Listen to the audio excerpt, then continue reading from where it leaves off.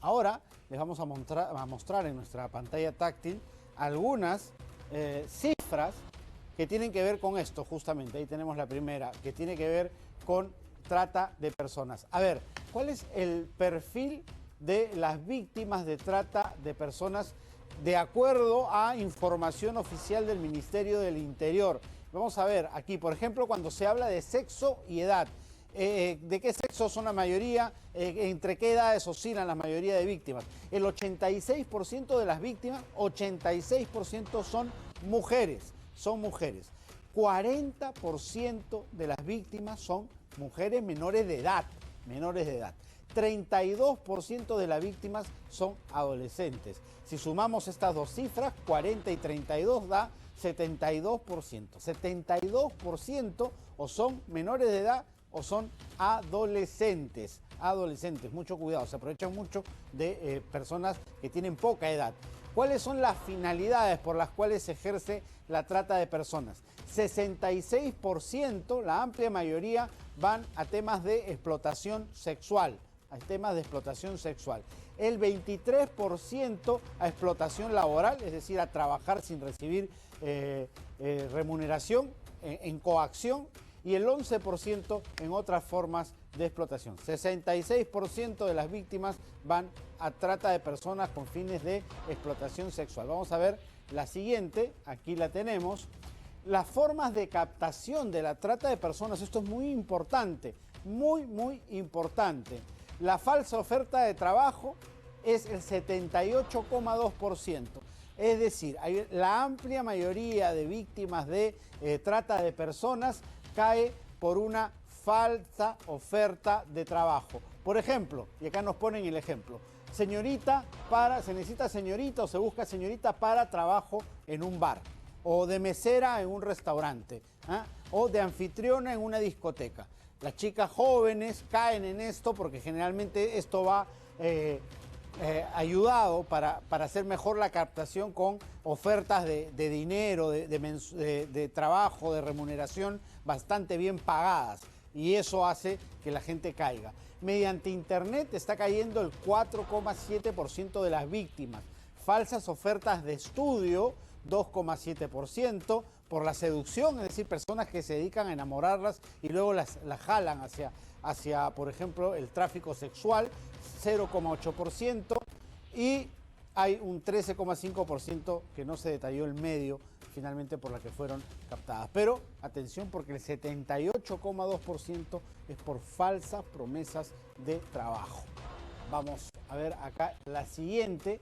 Y esto es verdaderamente preocupante. Vean ustedes esta cifra. Solo el 4,8%, ni siquiera llegamos al 5%, del total de presuntos tratantes de personas recibieron una sentencia condenatoria en el año 2018, que es la última data que tenemos cerrada. La data del 2019 todavía no ha sido presentada oficialmente, la del año pasado. Pero en el 2018, solo el 4,8% de las personas que fueron presuntos tratantes de personas, recibieron una sentencia condenatoria. Ahí están entonces las cifras que tenemos respecto a la trata de personas. Y vamos a seguir ahondando en este tema que, como decía, es uno de los principales problemas en el país. Estamos con Ricardo Valdés, que es director ejecutivo de la ONG de Capital Humano y Social Alternativo.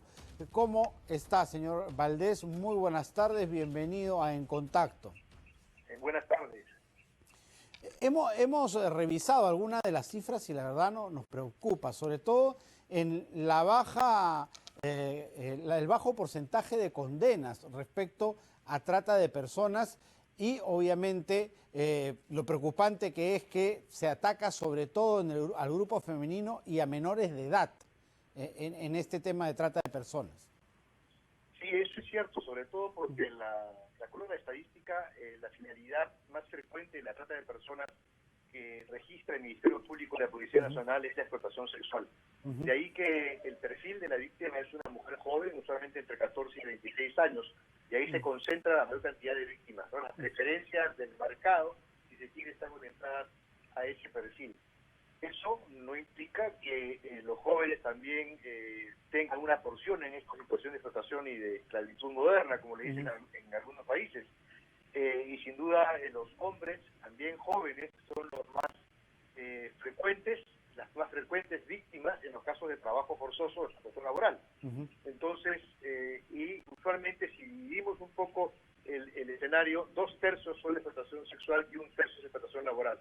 Por lo tanto, tenemos concentración de víctimas joven. Para la laboral, el varón joven, y para la sexual, la mujer joven. Sobre esta última cifra que revisábamos, menos del 5% de los que terminan siendo acusados de explotación sexual o de trata de personas termina recibiendo una sentencia. ¿A qué podría usted adjudicar esa baja performance? ¿Es un tema de especialización? ¿No tenemos en las fiscalías y en los juzgados, pese a que existen unos verdaderos magistrados que estén especializados en este tipo de delitos que además son muy complejos de tratar?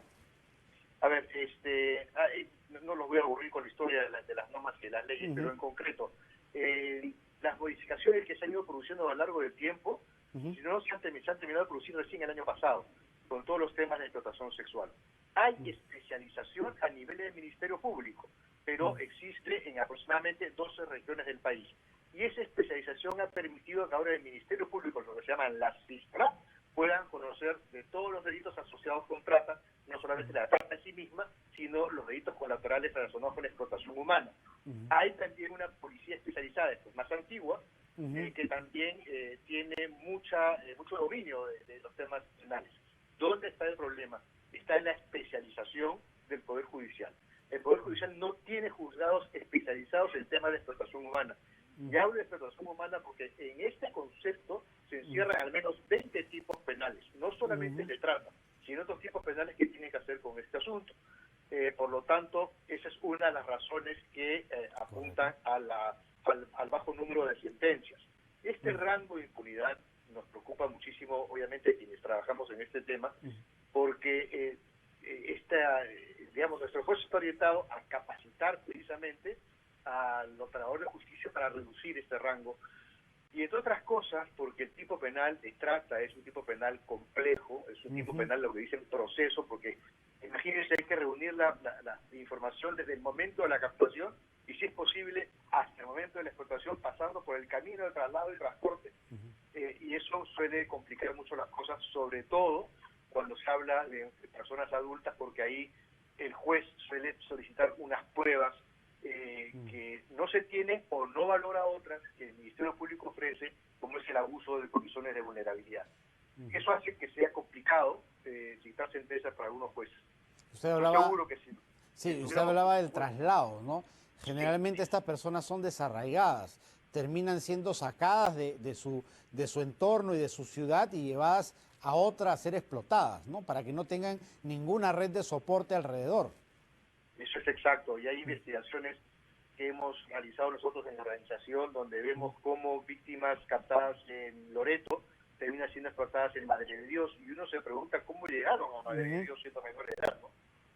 Claro. Entonces, la impunidad no solamente está a nivel de los juzgados, sino también hay asociada a la impunidad un factor importante de corrupción y de informalidad que facilita o permite que esos menores de edad puedan hacer viajes tan largos para terminar siendo explotados por un tercero en un sitio tan alejado como Masusa, por ejemplo, en Puerto Moroná, en Madre de Dios, ¿no?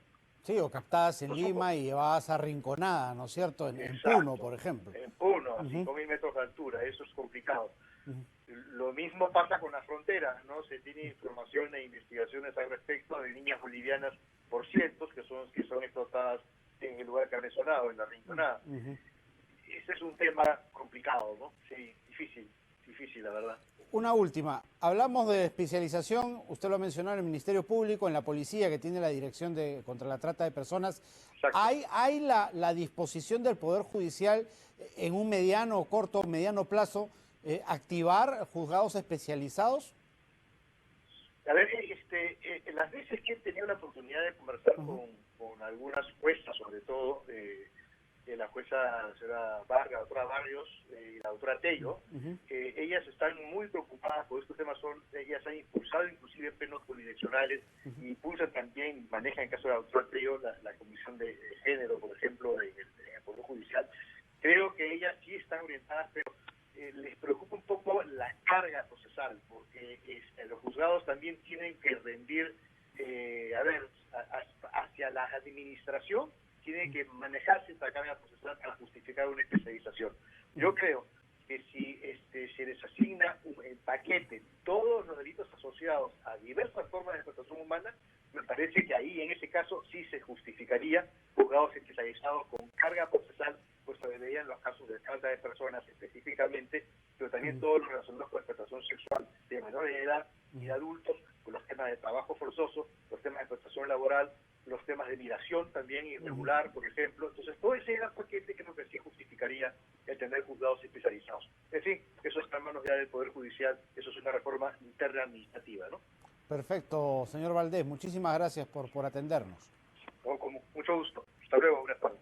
Perfecto. Ricardo Valdés, director ejecutivo de Capital Humano y Social Alternativo, esta organización dedicada justamente a ver temas de explotación y trata de personas.